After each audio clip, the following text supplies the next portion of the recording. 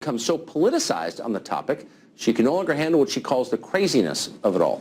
Dr. Curry joins us now. Professor Curry, thanks for coming on tonight. Tucker, it's a pleasure. Well, thank you. It is for me.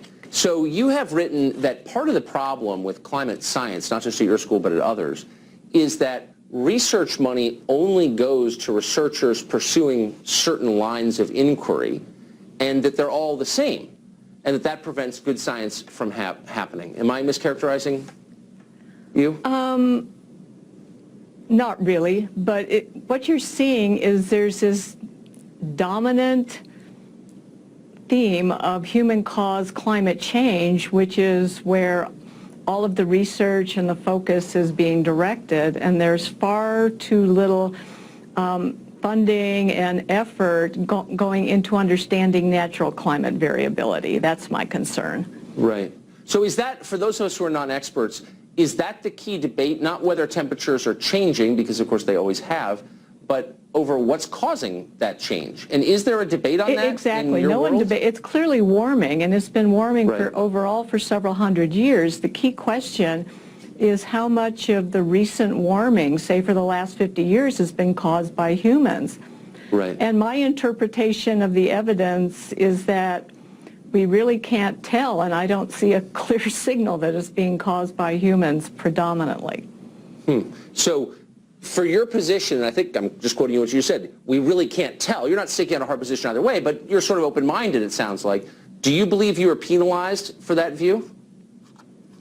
Oh, I've been vilified by some of my colleagues who are activists and don't like anybody challenging, you know, their big story. So, I mean, I walk around with knives sticking out of my back. Yeah. And, you know, in the university environment, I just felt like I was beating my head against the wall and not being effective. What's so curious, I mean, I live in a similar world, but it's a political world where people disagree and they have strong beliefs and ideologies and they attack each other over them. But that's sort of the opposite of what I understood science to be, where you were led by inquiry and evidence to conclusions, right? Oh, exactly. Universities should be places of unfettered research, freedom of investigation, honest and open debate, diverse perspectives, etc. And in certain fields, you know, that are politically relevant, you're definitely not seeing that. But I mean, this is one that has relevance for all of us, even though those of us who aren't in college or don't have kids in college. I mean, the research you're doing and that your colleagues, the ones you described as activists, are doing will inform public policy in a way that affects every person on the planet. So the stakes are really high, no? The stakes are very high. Personally, I think I can have more of an impact outside of the university in the private sector, sort of free market, academic freedom. Academic. So let me ask you this.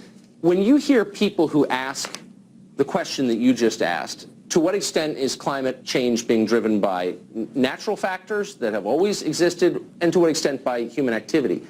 People who ask that question are derided as climate deniers. What's your response to that? Well, my response is we really don't know. It's certainly humans are contributing something. We don't know how much. From the evidence that I've seen, I don't think it's the dominant cause. You know, Wait, but Dr. Curry, you're not listening to TV, because 98% of scientists globally believe one thing. So you must be in the 2%, right? Ironically, the way the question is framed about the consensus that yes, it's warming, yes, humans contribute to it, I mean, everybody agrees with that, and I'm in the 98%. It's when you get down to the details that there is genuine disagreement that is really glossed over in the media. Interesting. We need to do a multi-part series on this show on this question. Just what do we know and what don't we know, as honestly as we can. And I hope you'll come back for that. Dr. Curry, thanks for joining us. Okay, thank you.